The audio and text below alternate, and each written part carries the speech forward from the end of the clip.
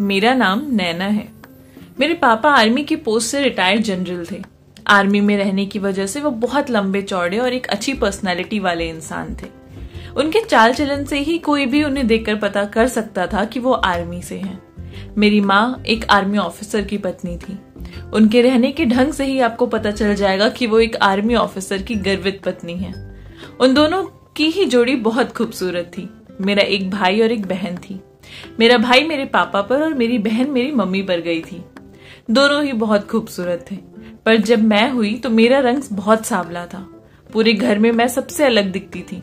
बचपन से लेकर बड़े तक मैंने यही ताना सुना था कि ये तो तुम्हारे घर की लगती ही नहीं। हर कोई मेरे मम्मी पापा से यही सवाल करता था। कई बार तो मेरे सामने ही ये सवाल पूछ लिया करते थे कि क्या ये आपकी सगी बेटी है। मैंने इस तरीके की बातें अपने बचपन से ही सुनी थी। मुझे हमेशा से ये महसूस हुआ कि मेरे मम्मी पापा को मुझे अपने साथ कहीं ले जाने में शर्म आती थी। तो जब कभी भी मेरा परिवार बाहर घूमने जाता था तो वो मुझे मेरी दादी के घर छोड़ दिया करते थे, या यूं कहूं कि मुझे परिवार का सुख कभी मिला ही नहीं। बस मेरी पूरी जिंदगी में मेरी एक दादी ही थी जिन्होंने कभी मेरे काले रंग को लेकर मुझे कुछ भी महसूस नहीं होने दिया। वो मुझे हमेशा यही कहती थी कि जो लोग काले होते हैं वो भगवान को बहुत प्यारे होते हैं। हमारे कान्हा भी तो काले हैं। वो हमेशा कहती थी कि तुम्हारे जैसे नैन नक्श तुम्हारे पूरे घर में किसी के नहीं है। तुम इतनी खूबसूरत हो। पर मेरा मन जानता था कि वो सिर्फ मेरे लिए बोल रही हैं। मुझे तो हमेशा से ही हर किसी ने ये समझाया था कि मैं बदसूरत हूँ। काले रंग का मतलब बदसूरत ही होता है। और बचपन से एक ही बात सुनते सुनते मुझे उस पर भरोसा भी हो गया था। मैं अपने भाई बहनों में सबसे बदसूरत थी। ये बात मैं बहुत अच्छे से जानती थी। जब भी हमारे घर कोई आता था तो वो हमेशा मेरी माँ से कहता था कि तुम्हारी छोटी बेटी का तो नसीब ही खराब है। बचपन में तो कभी ये बात समझ ही नहीं आई कि बदसूरती का नसीब से क्या ताल्लुक है, लेकिन आज जब मैं बड़ी हो गई हूँ तो मुझे ये बात बखूबी समझ आती है। मेरे भाई बहन स्कूल में मुझसे बात करना पसंद नहीं करते थे और हर कोई मेरा मजाक उड़ाता था। हर रोज घर आते ही मैं अपने मम्मी पापा को ये सब बातें बताया करती थी कि सब मुझे काली काली कहकर बुलाते हैं। इन सब से बचने के लिए उन्होंने मेरा दाखिला सरकारी स्कूल में कर दिया। वहां पर सारे बच्चे मेरे जैसे ही थे। अब हर रोज मैं ड्राइवर के साथ स्कूल जाया करती थी तो स्कूल के सारे बच्चे मुझे घूर घूर कर देखते थे, जैसे मैंने उनका कुछ चुरा लिया हो। एक दिन मैं चुपचाप स्कूल के गार्डन में बैठी हुई थी कि अचानक एक लड़की आई। उसने मेरा हाथ पकड़ लिया। मैंने अपना हाथ झटके से खींच लिया। मुझे उस दिन ऐसा लगा कि शायद मैं एक अमीर घर से हूं इसलिए वो मुझसे दोस्ती करना चाहती है, पर मैं गलत थी। धीरे धीरे उससे बात करने के बाद मुझे यह एहसास हुआ कि वो दिल की बहुत अच्छी थी। मैं जब भी उदास होती थी तो वो मुझे हमेशा हंसाने की कोशिश किया करती थी। कुछ समय में वो मेरी बहुत अच्छी दोस्त बन गई। मुझे समझाया करती थी कि काले रंग से कुछ नहीं होता, इंसान अच्छा होना चाहिए। खैर, मेरा मुश्किल समय यहाँ कहाँ खत्म होने वाला था।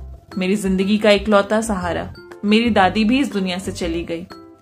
घर के बाहर तो मेरी सहेली सिमरन थी जो मेरे साथ रहा करती थी। वो हमेशा मेरा दुख बांट लिया करती थी, लेकिन घर के अंदर तो मैं बिल्कुल अकेली ही थी। कोई था ही नहीं मेरे साथ। मेरे भाई बहन एक दूसरे के साथ खेलते रहते थे, लेकिन मुझे अपने साथ कोई नहीं खिलाता था। मैं चुपचाप गुमसुम एक कोने में बैठी रहती थी। मेरी मम्मी पापा तो अपने दोस्तों के साथ इतना बिजी रहते थे कि उनको मेरी मनस्थिति कभी समझ ही नहीं आई। खैर, धीरे धीरे कर इन्हीं तानों के साथ मैं बड़ी हो गई। मेरे बड़े भाई की शादी भी हो गई। जिस घर में मेरे बड़े भाई की शादी हुई थी उस घर में सब लोग आर्मी में ही थे। यहाँ तक कि मेरी भाभी भी एक आर्मी ऑफिसर ही थी। बहुत खूबसूरत थी वो। घर में शादी का माहौल था, सब बहुत खुश थे। मुझे तो यही लगा था कि जिस तरीके से मैं बचपन से सबके मुंह से अपने लिए जैसी बातें सुनी हैं वही सब मेरी भाभी भी कहेगी। लेकिन मेरी भाभी बहुत अच्छी थी। उन्होंने कभी भी मुझे मेरी बदसूरती का ताना नहीं दिया। मुझे बहुत प्यार भी करती थी। कुछ समय बाद मेरी भाभी प्रेग्नेंट हुई। घर के सभी लोग बहुत खुश थे। घर में नए मेहमान के आने की तैयारियां चल रही थी। एक दिन मेरे भाई ने मुझे अपने पास बुलाया और मुझे कहा कि तुम भाभी के सामने मत जाया करो। अगर वो अपनी प्रेगनेंसी के दिनों में तुमको देखेगी तो हमारा बच्चा भी तुम्हारी तरह ही बदसूरत होगा। मुझे अपने भाई की बात बिल्कुल बुरी नहीं लगी थी। मैं तो आदी थी बचपन से ही इन सब बातों को सुनने के लिए। लेकिन इस बात से दुख जरूर हुआ था कि मेरी भाभी ने भी मेरे भाई की बात मानी और उन्होंने मुझसे बात करना बंद कर दिया। किन्हीं कारणों की वजह से मेरे भाई का बच्चा इस दुनिया में नहीं रहा। आप तो जानते ही हैं कि इसका इल्जाम भी किस पर लगा होगा। हाँ, मुझ पर ही लगा था कि मैं अपने भतीजे को खा गई। इस बात को सुनकर मन किया कि अभी अपनी जान दे दूं। रोना धोना तो मानो मेरी किस्मत बन चुकी थी। जब से मेरा भतीजा गया था, मेरी भाभी भी मुझे हर वक्त ताने दिया करती थी। वो भी मुझसे नफरत करने लगी थी। पूरे घर में सबको यही लगता था कि मेरी किस्मत की वजह से ये सब कुछ हुआ है। क्या करती मैं? बचपन से ही तो ये सब झेल रही थी मैं। समय और आगे बढ़ा और मेरी बहन की भी शादी हो गई। अब घर में शादी के लिए सिर्फ मैं बची थी। जब भी कोई रिश्तेदार घर आता तो यही कहता था कि आपकी बेटी से कौन शादी करेगा? एक तो उसकी रंगत खराब है, ऊपर से उसकी किस्मत भी ऐसी ही है, जिसके घर जाए उसी को बर्बाद कर दे। अचंभे की बात तो ये थी कि मेरे मम्मी पापा किसी को कुछ कहते भी नहीं थे। मुझे भी कभी कभी ऐसा ही लगता था जैसे मैं उनकी बेटी नहीं हूँ। ऐसा नहीं था कि मेरे लिए रिश्ते आते नहीं थे, रिश्ते तो बहुत आते थे। आखिर मेरे पापा का इतना नाम जो था। लेकिन मुझे देखने के बाद हर कोई मना करके चला जाता था। मैं इतने लड़कों से मिल चुकी थी कि मेरी उम्मीद खत्म हो चुकी थी। अब मैंने सोच लिया था कि मेरी शादी कभी नहीं होगी। लेकिन हद तो उस दिन हो गई जिस दिन कुछ लोग आए मुझे देखने के लिए और उन्होंने मुझे पसंद भी कर लिया। जब मैंने लड़के की फोटो देखी तो वो बहुत खूबसूरत था, नौजवान था, पढ़ा लिखा भी था। फिर उसने मुझे क्यों पसंद किया होगा? यहाँ तो मुझे खुशी से ज्यादा झटका लग गया था कि उसने मुझे क्यों पसंद किया। उसे देखकर लगता ही नहीं था कि उसके लिए लड़कियों की कोई कमी रही होगी, फिर मुझे ही क्यों। रिश्ता पक्का होते ही घर में सभी लोग बहुत खुश हो गए थे। धीरे धीरे पुरानी बातों को मैं भूलने लगी थी। हमारी सगाई को 4 महीने हो चुके थे, लेकिन आज भी मेरे मन में ये सवाल था कि उसने मुझे क्यों पसंद किया। अभी कुछ ही दिन गुजरे थे कि मुझे ये भी पता चल गया कि आखिर उसने मेरे से शादी के लिए हाँ कहा क्यों था। उस लड़के ने मुझसे कहा कि मेरे नाम पर जो जायदाद है उसमें से कुछ हिस्सा मैं उसके नाम कर दूं। मेरे मम्मी पापा तो मुझसे इतना ज्यादा परेशान थे कि वो इस बात के लिए मान भी गए। उन्होंने सोचा कि चलो कोई बात नहीं, थोड़ा और पैसा देना पड़ेगा, लेकिन कम से कम इसकी शादी हो जाएगी। लेकिन मैंने ही उन्हें सख्ती से मना कर दिया। मैंने उन्हें कहा कि अगर उन्होंने ऐसा कुछ भी किया तो मैं अपनी जान दे दूंगी। रिश्ता टूटने का दुख मुझे जरा भी नहीं था। अफसोस तो मुझे इस बात का था कि मेरे मम्मी पापा मुझसे पीछा छुड़ाने के लिए मेरी शादी एक ऐसे लड़के से करने तक को तैयार हो गए। उन्होंने जरा भी नहीं सोचा कि अगर ये लड़का शादी से पहले ऐसा कर रहा है तो बाद में वो मेरे साथ क्या कर सकता है। और ये बात यहीं पर खत्म नहीं हुई थी। पापा कहने लगे कि मेरा जरूर बाहर किसी से अफेयर चल रहा है, इसलिए मैंने इतनी आसानी से शादी तोड़ दी। अगर मेरे मम्मी पापा को मेरे साथ ऐसा ही व्यवहार करना था तो उन्होंने मुझे पैदा होते ही मार क्यों नहीं दिया था? किसी के माँ बाप ऐसे हो सकते हैं क्या? अपने ही बच्चों में भेदभाव। इस रिश्ते के टूटने के बाद कुछ रिश्ते और आए, लेकिन उन सब का भी यही हाल था कि सभी को अच्छा दहेज चाहिए था। इन सब का जिम्मेदार भी मुझे ही ठहराया गया था। मनहूस शब्द मेरे जीवन का सबसे आम शब्द था।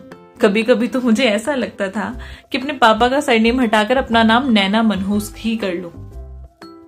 अपनी पूरी जिंदगी में मैंने अपने लिए इसी तरीके के शब्दों को सुना था। और जब आपके आसपास इतने लोग आपको मनहूस और अलग अलग नामों से बुलाते हैं ना, तो चाहते हुए भी आपको यकीन हो ही जाता है कि आप खराब ही हैं। यही मेरे साथ भी हुआ था। पापा ने मेरी शादी के लिए एड़ी से चोटी का जोर लगा दिया था, लेकिन कोई भी लड़का मुझसे शादी करने को तैयार ही नहीं था। आजकल के जमाने में कोई भी लड़का इतनी काली लड़की से शादी करना ही नहीं चाहता। हर कोई एक सुंदर पढ़ी लिखी लड़की चाहता है। मेरे जैसे रंग की बीवी कोई अपने घर नहीं ले जाना चाहता। जैसे जैसे दिन आगे बढ़ रहे थे, मम्मी पापा को मेरी शादी की टेंशन बढ़ती जा रही थी। अब तो उन दोनों में आए दिन लड़ाई होने लगी थी। वो दोनों अक्सर एक दूसरे से मेरी ही बात पर लड़ाई किया करते थे। रोज उनके कमरे से चीखने चिल्लाने की आवाजें आया करती थी। एक रात मैं पानी पीने के लिए उठी, किचन में जा ही रही थी कि फिर से मैंने सुना कि उनके कमरे से आवाजें आ रही हैं। मैं चुपचाप उनके कमरे के बाहर जाकर खड़ी हो गई। आगे मैंने जो भी सुना वो सुनने से पहले मैं मर क्यों नहीं गई। पापा मम्मी से कह रहे थे कि अपनी बेटी के लिए अपने रिश्तेदारों में ही कोई लड़का ढूंढ लो, और अगर तुम ऐसा नहीं कर सकती तो मैं उसकी शादी किसी गरीब घर में कर दूंगा, क्योंकि अब बहुत हो चुका। अपनी मम्मी का जवाब सुनकर तो मैं और भी हैरत में पड़ गई। मम्मी कह रही थी कि मेरे घर वाले और रिश्तेदार सभी बहुत हाई फाई फैमिली से बिलोंग करते हैं। इस काली कलूटी से कौन शादी करेगा? अपनी माँ के मुंह से अपने बारे में इस तरीके के शब्द सुनकर मेरा दिल टूट गया था। आज मैंने सोच लिया था कि मुझे जीना ही नहीं है। मेरी आंखों से आंसू झरझर करके बह रहे थे। बाहर के लोगों की बातों से मुझे कभी भी इतना दुख नहीं हुआ था जितना मुझे अपने परिवार वालों की बातों और व्यवहार से हुआ था। अपने मम्मी पापा के मुंह से अपने आप को मनहूस और काली सुनकर मेरा दिल टूट गया था। उस दिन के बाद मैंने कई बार अपने आप को खत्म करने की कोशिश भी करी और ये बात आग की तरह फैल गई। कुछ लोगों ने मुझे दिलासा दिया और कुछ लोगों ने मुझ में ही गलती निकाल दी। मम्मी की एक सहेली थी, वो भी हमारे परिवार की तरह ही काफी पैसे वाली थी, पर वो हमेशा ही सादगी से रहना पसंद करती थी। आंटी का एक बेटा था जो डॉक्टर की पढ़ाई कर विदेश से लौटा था। शक्ल सूरत में किसी से कम नहीं था, बहुत ही सुंदर था। मेरी मम्मी की किट्टी की जितनी भी औरतें थी उनमें से काफी आंटी चाहती थी कि उनके बेटी की शादी उससे हो जाए, लेकिन कभी आंटी तो कभी वो लड़का मना कर दिया करते थे। मेरा नाम तो उन लड़कियों में कहीं था ही नहीं। मैं जानती थी क्यों नहीं था। मेरी तो किस्मत ही काली स्याही से लिखी हुई थी। आप तो जानते ही हैं काली स्याही के ऊपर कोई भी दूसरा रंग नहीं चढ़ सकता। ऐसी ही मेरी किस्मत भी थी। दुनिया ने तो मुझे बहुत पहले ही आईना दिखा दिया था और मैं इस सच में ही जी भी रही थी। एक दिन बहुत ही अजीब बात हुई। मेरी मम्मी की उन दोस्त ने मेरा हाथ अपने बेटे के लिए मांगा और उन्होंने जितने प्यार से मांगा था मुझे तो भरोसा ही नहीं हो रहा था, क्योंकि मेरी मम्मी की बाकी दोस्त की बेटियां बहुत ही खूबसूरत थी, तो आंटी ने मुझ में ऐसा क्या नजर आ गया। यकीन कर पाना बहुत मुश्किल था। उन आंटी को तो मैं वैसे भी काफी समय से जानती थी, तो उनके ऊपर शक करने की कोई गुंजाइश थी भी नहीं, लेकिन इस बात को पचा पाना भी मेरे लिए मुश्किल था कि एक डॉक्टर लड़के के लिए मुझ जैसी लड़की का रिश्ता उन्होंने क्यों मांगा होगा। लेकिन मेरी तो घर में वैसे भी कोई नहीं सुनता था, तो इस बात पर भी किसी तरीके का कोई सवाल जवाब करने का हक मुझे था ही नहीं। घर में सब लोग बहुत खुश थे। शादी की तारीख जल्दी ही तय हो गई। सब लोग शादी की तैयारियों में लग गए और वो दिन भी आ गया जिस दिन मेरी शादी होनी थी। मैंने सोचा था कि शायद आज मेरी किस्मत खुल गई, मुझे एक अच्छा पति मिला है जिसने मुझ में मेरे रंग के अलावा और भी कुछ चीज देखी होगी। लेकिन ये क्या, वो तो मुझे शादी की रात ही अपनी गाड़ी में बिठाकर ना जाने किसी सुनसान सड़क पर ले गया। काफी आगे जाने पर एक अस्पताल दिखाई दिया। वो मुझे उस अस्पताल के अंदर ले गया। अनजान रास्तों से गुजरकर मैं इस अस्पताल पहुंची थी। मन में बहुत सारे सवाल चल रहे थे कि आखिर ये मेरी सुहागरात की रात मुझे यहाँ अस्पताल में क्यों लेकर आया है। कहीं मेरे साथ कुछ अनहोनी तो नहीं होने वाली। कुछ समय के बाद तो दिल धड़कना ही भूल गया था। मैं तो घर से इतना ज्यादा बाहर निकलती भी नहीं थी। सोच रही थी कि अगर भागी भी तो घर वापस जाऊंगी कैसे। मेरे पति का नाम नीरज था। नीरज मेरा हाथ पकड़ते हुए मुझे अस्पताल के अंदर ले गए। रास्ते में बहुत सारे डॉक्टर भी मिले और सभी मुझे इस तरीके से दुल्हन के भेष में देखकर बहुत ही हैरत भरी नजरों से देख रहे थे, पर नीरज को जैसे कोई फर्क ही नहीं पड़ रहा था। वो मेरा हाथ खींचते हुए अस्पताल के अंदर जाते जा रहे थे। अंदर जाते हुए एक वार्ड के आगे वो रुक गए। जैसे ही उस वार्ड का दरवाजा उन्होंने खोला मैं हैरान रह गई। अंदर का नजारा मेरे लिए देखना बहुत मुश्किल था। वहां जले हुए लोगों का वार्ड था। वहां पर बहुत सारे लोग पट्टियां बांधे लेटे हुए थे।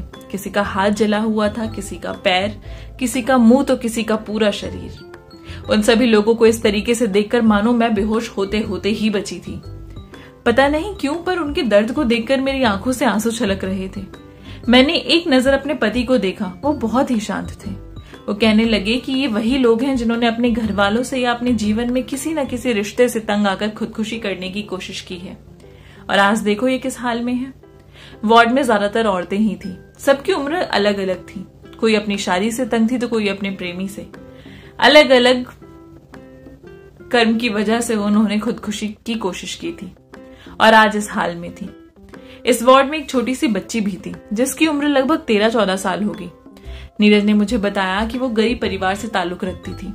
अपने छोटे भाई बहनों के लिए खाने का बंदोबस्त नहीं कर पाई तो जिंदगी से हार गई और खुदकुशी की कोशिश कर ली। कहां तक सही था? क्या जिंदगी की कीमत बस इतनी सी है कि वो मुझे एक बेड के पास लेकर गए। उसका चेहरा लगभग 20% तक जला हुआ था, जिसको देखकर ये अंदाजा लगाया जा सकता था कि वो लड़की काफी सुंदर रही होगी।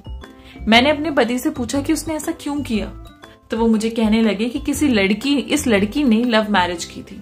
शादी के कुछ महीने बहुत खुश थी, लेकिन उसके बाद उसके पति ने और उसके ससुराल वालों ने इसे परेशान करना शुरू कर दिया और थक हार कर इसने मरने के अलावा दूसरा कोई रास्ता सूझा ही नहीं। वो तो भगवान का शुक्र था कि बच गई। नीरज कहने लगे कि तुम बताओ, इतनी खूबसूरत होने के बावजूद इसके साथ ऐसा क्यों हुआ होगा? इसमें क्यों मरने की सोची होगी? मुझे तो कुछ समझ ही नहीं आ रहा था। उन सभी के दुख को देखकर मेरी आंखों से आंसू बहे जा रहे थे। नीरज ने मुझे किसी तरह संभाला और मुझे उस वार्ड के बाहर ले आए। मुझे एक बेंच पर बिठाया और खुद कहीं चले गए। मैं वहां बैठे बैठे बस रोई जा रही थी। क्यों रो रही थी मुझे नहीं पता, लेकिन बस रो रही थी। दुल्हन बनकर ऐसे अस्पताल में बैठना और यूं रोते जाना बहुत अजीब था। हर कोई मुझे बड़ी ही अजीब नजरों से देख रहा था, लेकिन मेरे आंसू थे कि रुकने का नाम ही नहीं ले रहे थे। कुछ देर बाद नीरज एक पानी की बोतल लेकर वापस आए। पानी मुझे दिया और कुछ देर के लिए मुझे अकेला छोड़ दिया। कुछ समय बाद मेरा हाथ पकड़कर मुझे अस्पताल के बाहर ले गए और गाड़ी में बिठा दिया। मैं चुपचाप गाड़ी की सीट पर बैठी बैठी बाहर देख रही थी। थोड़ी देर चुप रहने के बाद नीरज मुझसे कहने लगे कि आज मैं तुम्हें अस्पताल सिर्फ और सिर्फ इसलिए लेकर गया था ताकि तुम ये समझ सको कि आत्महत्या करना किसी परेशानी का रास्ता नहीं हो सकता। जो लोग आत्महत्या करते हैं समाज उसे बहादुर नहीं कहता। तुम जानती हो कि जीवन कितनी मुश्किल से मिलता है और अपने आसपास के लोगों से परेशान होकर तुमने कितनी आसानी से आत्महत्या का रास्ता अपना लिया था। कुछ देर गाड़ी चलाने के बाद एक घर के आगे जाकर गाड़ी रुकी। ये मेरा ससुराल था। नीरज ने मेरा हाथ पकड़कर मुझे गाड़ी से उतारा। जैसे ही मैं अपने ससुराल के दरवाजे पर पहुंची तो वहां से लेकर मेरे कमरे तक पूरा रास्ता फूलों से सजा हुआ था। मेरा कमरा भी बहुत ही खुशबूदार फूलों से और अलग अलग तरीके की कैंडल से सजा हुआ था। सब कुछ एक सपने जैसा था। नीरज मेरे बगल में हाथ बांधे हुए मुझे बड़े ही प्यार से देख रहे थे, पर ये सब कुछ 1 मिनट में ही टूट गया। जैसे ही मेरे दिमाग में ये बात आई कि नीरज एक अच्छे डॉक्टर हैं, उन्होंने मुझसे क्यों शादी की है, मुझे ऐसा महसूस हो रहा था कि जरूर कोई ना कोई बात तो होगी, तभी इतने काबिल डॉक्टर ने मुझ जैसी लड़की से शादी की, वरना वो क्यों करेगा। मैं चुपचाप बाथरूम में गई, जाकर कपड़े बदले और बेड पर आकर लेट गई। नीरज ने भी मुझे बिल्कुल परेशान नहीं किया। उन्होंने लाइट बंद करी और मुझे नींद आ गई। नीरज हर मुमकिन कोशिश करते थे कि वो मुझे हमेशा खुश रखें। मेरे लिए अलग अलग तरीके की चीजें करते थे जिससे मुझे खुशी मिले। आज मुझे एक बात समझ नहीं आ रही थी कि वो लोग जिन्होंने मुझे हमेशा मनहूस, बदकिस्मत और भी न जाने क्या क्या कहकर बुलाया था, आज वो मेरी तारीफ करते नहीं थक रहे थे। एक बार को तो मुझे लगा कि शायद ये पैसे का कमाल है, पर अगले ही पल याद आया कि पैसा तो मेरे पास पहले भी था। मुझे उनका यह व्यवहार समझ ही नहीं आ रहा था। मेरी शादी को लेकर मेरे मन में जो उलझन थी वो नीरज से छुपी नहीं थी। एक दिन उन्होंने बड़े ही प्यार से मुझे अपने पास बिठाया और उसके आगे उन्होंने मुझसे जो कहा वो सुनकर आपको यकीन नहीं होगा, मुझे भी नहीं हुआ था। नीरज ने मुझे बताया कि जब मैं बाहर डॉक्टर की पढ़ाई कर रहा था तो मेरी माँ ने तुम्हारे बारे में मुझे सब बताया था। उन्होंने मुझे बताया कि उनकी सहेली की बेटी ने खुदकुशी करने की कोशिश की। जब मैंने उनसे इस बात की वजह पूछी तो इस वजह को सुनकर मैं बहुत हैरान था कि कैसे कोई आज के जमाने में भी इतनी छोटी सी वजह पर ऐसा कुछ कर सकता है। मैंने अपनी माँ को कहकर तुम्हारी फोटो मंगवाई थी। तुम्हारी फोटो को देखकर मैं बहुत सोच विचार किया और उसके बाद अपनी माँ को कहा कि मैं वापस इंडिया आकर सेटल होना चाहता हूँ। इंडिया से जाते टाइम ही मैंने अपनी माँ को कहा था कि मैं वापस नहीं आऊंगा और पढ़ाई करने के बाद वहीं पर सेटल हो जाऊंगा और उसके बाद अपनी माँ को भी वहीं बुला लूंगा। पर मेरी माँ तो इंडिया छोड़कर आना ही नहीं चाहती थी। जब मैं उन्हें वापसी की वजह बताई तो वो बहुत खुश हो गई। उन्होंने मुझे कहा कि वो मेरे साथ हैं। मेरी माँ ने तुमसे शादी करने के फैसले पर एक बार भी मुझसे कोई सवाल जवाब नहीं किया था। उन्होंने मुझे यही कहा कि अगर तुम्हारे इस फैसले की वजह से ही मुझे मेरा बेटा मेरी जिंदगी में वापस मिला है तो मुझे इन सब बातों से कोई फर्क नहीं पड़ता। और मेरे कहने पर ही वो मेरा रिश्ता लेकर तुम्हारे घर गई थी। मेरे लिए बाहरी खूबसूरती कभी मायने रखती ही नहीं थी। फोटो देखने के बाद ही तुम्हारी मासूमियत और सादगी पर मैं फिदा हो गया था। नैना, बाहरी खूबसूरती ही सब कुछ नहीं होती। उन्होंने कहा कि कभी तुमने अपनी आंखों को ध्यान से देखा है कि वो कितनी खूबसूरत है। आज से पहले मैं कभी इस तरीके से नहीं शर्माई थी जैसे मुझे आज शर्म आ रही थी। मेरी आंखों में कभी इतनी चमक नहीं थी। शायद ये नीरज के प्यार का असर था। शर्माकर मैं नीरज के सीने से लग गई। उन्होंने मुझे मेरी बाहों से पकड़कर बेड पर बिठाया और उसके बाद जो बात उन्होंने मुझे बताई उससे मेरे रोंगटे खड़े हो गए। उन्होंने मुझे बताया कि तुम जिसे अपने मम्मी पापा समझती हो वो तुम्हारे मामा और मामी हैं। नीरज की बातें सुनकर तो मेरे पैरों तले जमीन ही खिसक गई। बचपन से लेकर आज तक की सारी बातें, उनका सारा व्यवहार मेरी आंखों के सामने घूमने लगा। आज मुझे समझ आ रहा था कि क्यों मेरे मम्मी पापा मुझे बोझ समझ रहे थे। वो लोग मुझे इतना उल्टा सीधा सिर्फ इसलिए ही बोल पाते थे क्योंकि मैं उनकी बेटी ही नहीं थी। मैं तो उनकी बहन की बेटी थी, लेकिन मेरे पापा को कम से कम इस रिश्ते का तो लिहाज रखना ही चाहिए था कि मैं उनकी बहन की बेटी हूं, पर उन्होंने तो वो भी नहीं किया। नीरज की इस बात को सुनने की कुछ ही देर बाद मैं अपने माँ बाप के सामने खड़ी थी, उनसे अपने मन की सभी सवाल पूछ रही थी। अब जो मेरे पापा थे वो मेरे मामा थे। मैंने जब उनसे पूछा तो उन्होंने मुझे बताया कि तुम्हारी माँ ने भागकर शादी की थी। हम सभी ने बहुत मना किया था शादी करने के लिए, पर वो नहीं मानी। शादी के कुछ ही समय बाद तुम्हारे बाप ने तुम्हारी माँ को तलाक दे दिया। उस समय तुम 6 महीने की रही होगी। इस बात को तुम्हारी माँ बर्दाश्त नहीं कर पाई और वो भगवान को प्यारी हो गई। मैंने अपनी माँ की बात को मानकर तुम्हें अपना नाम दिया था। अब 6 महीने की बच्ची को हम कहीं छोड़ तो सकते नहीं थे, लेकिन धीरे धीरे रिश्तेदारों और लोगों के तानों को सुन सुनकर हम परेशान हो गए। किसी तरह तुमसे छुटकारा पाना चाहते थे, इसलिए हमने वो सब किया। मैंने उनसे इसके आगे कोई सवाल जवाब नहीं किया। मैं वापस नीरज के साथ घर आ गई। घर जाकर मैं बहुत ज्यादा रो रही थी। नीरज ने मुझे समझाया कि सबसे पहले तो तुम ये बात अपने दिमाग से निकाल दो कि तुम खूबसूरत नहीं हो। तुम बहुत खूबसूरत हो। तुमने कभी अपने आप को ध्यान से देखा है? तुम इतनी समझदार हो, पढ़ी लिखी हो। अपनी पढ़ाई को पूरा करो और मेरे साथ अस्पताल में मेरी मदद करवाओ। हम गरीब लोगों की मदद करते हैं। उस रात नीरज की बातों को सुनकर नीरज की बाहों में कब नींद आ गई पता ही नहीं चला। अगले दिन ही मैंने अपना एडमिशन कराया और डॉक्टर की पढ़ाई पूरी की। आज मैं अपने पति के साथ अस्पताल में ही काम करती हूँ।